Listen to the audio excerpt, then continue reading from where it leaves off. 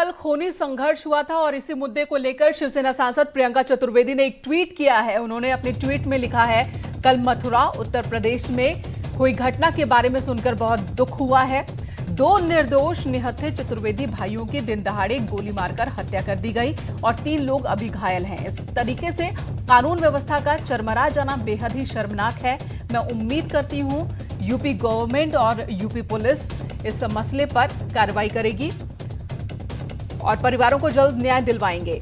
प्रियंका चतुर्वेदी इस वक्त खुद हमारे साथ फोन लाइन पर मौजूद हैं। प्रियंका जी, जो मसला कल का ये सामने आया, बताया जा रहा है कि पुराना विवाद था यहाँ पर सब्जी के ठेले को लगाने को लेकर और इसी बीच गोलीबारी हुई, 3 लोगों की मौत हुई। हालात ऐसे हो गए, 2 लोगों की मौत हुई, हालात ऐसे हो गए हैं। आपने ट्वीट किया, आप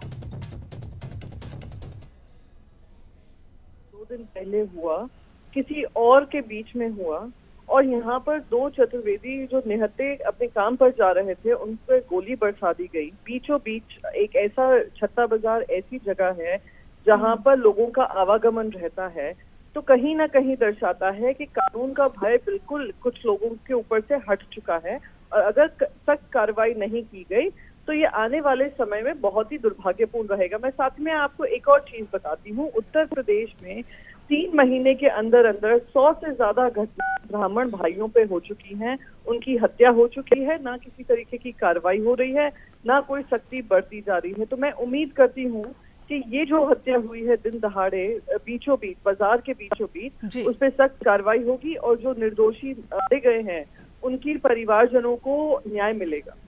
जी, अब प्रियंका जी, आपका सवाल कानून व्यवस्था को लेकर है, जायज भी है जिस तरीके की तस्वीर देखने को मिल रही है और जिस तरह से अपराध, या फिर आप ये कह रहे हैं कि किसी खास समुदाय को ही टारगेट किया जा रहा है? मैं समुदाय विशेष नहीं बताना चाह रही हूँ, पर इसमें भी हकीकत है जिस तरीके से उत्तर प्रदेश में इसको दरकिनार किया जा रहा है और बहुत बार इसके बारे में आवाज भी उठी है, बहुत सारी पार्टियों ने इसके बारे में आवाज भी उठाई है।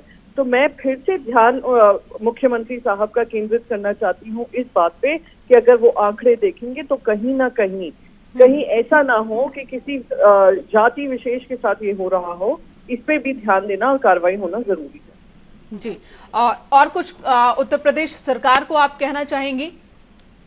मैं उत्तर प्रदेश सरकार से बस यही कहना चाहूंगी कि अगर हम सही मायने में कानून व्यवस्था, न्याय व्यवस्था की बात करते हैं और योगी आदित्यनाथ जी बार बार कहते हैं कि वो 0 टॉलरेंस टू क्राइम करेंगे, तो उनको जो उनकी बात जी, लेकिन ये बेहद गंभीर आरोप है आपके प्रियंका चतुर्वेदी कि यहाँ पर जाति विशेष को टारगेट किया जा रहा है। आप ये कह रही हैं, इसके पीछे कोई मजबूत आधार भी है आपके पास? मैं आपसे फिर से रिपीट करूंगी कि मैं ये जाति विशेष नहीं बनाना चाह रही हूँ, पर अगर आप पिछले 3 महीने के क्राइम रिकॉर्ड उठाएंगी तो आप उसमें ये अंतर पाएंगी। और ये अंतर क्यों हो रहा है, वो सरकार की जिम्मेदारी है कि सरकार उस पर ध्यान दे और सरकार उनसे सख्त से सख्त कार्रवाई करे। जैसे एक कड़ा मैसेज जाए, संदेश जाए ऐसे लोगों को जो इन चीजों को जाति विशेष कर सकते हैं और आने वाले समय में दुर्भाग्यपूर्ण घटनाएं हो सकती हैं, उस पर पाबंदी लगे। जी प्रियंका जी, इस पर जवाब जरूर हम लेना चाहेंगे सरकार का भी। बहुत बहुत धन्यवाद इस वक्त आपका पूरी बातचीत के लिए। तो एक ट्वीट किया प्रियंका चतुर्वेदी ने, शिवसेना सांसद, और सवाल उठाए गए हैं कानून व्यवस्था को लेकर और साथ ही एक जिक्र इस बात का भी कि जाति विशेष को टारगेट किया जा रहा है। हालांकि हमारे साथ फोन पर बातचीत के दौरान उन्होंने कहा कि वो अपनी तरफ से ये बात नहीं कह रही है, लेकिन आंकड़े इस बात की गवाही दे रहे हैं कि जाति विशेष को टारगेट किया जा रहा है प्रदेश में। और साफ साफ देखिए, जो उनका जो ट्वीट है वो मैं आपको पढ़कर सुना देती हूं। उनका ट्वीट है कि मैं उम्मीद करती हूं कि कार्रवाई होगी। कल मथुरा में उत्तर प्रदेश में घटना हुई, इसके बारे में सुनकर बहुत दुख हुआ है। कल निहत्थे चतुर्वेदी भाइयों की हत्या कर दी गई, 2 लोगों की हत्या हुई है, 2 लोगों की मौत हो गई है और 3 लोग घायल हैं, ये बात भी उन्होंने कही और न्याय दिलाने की मांग की है। और पूरे मामले पर कल आईजी आगरा रेंज सतीश गणेश ने क्या कहा था, ये भी आपको सुनाते हैं।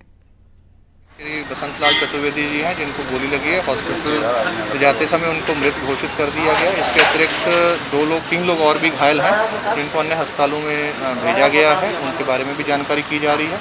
मेरे द्वारा घटनास्थल का निरीक्षण किया गया, हॉस्पिटल का और बाकी जगह का भी निरीक्षण किया जा रहा है। घटना से संबंधित सभी पहलुओं को जानकारी की जा रही है, सभी एविडेंसेस जुटाए जा रहे हैं और जल्द ही इस घटना का खुलासा हमारे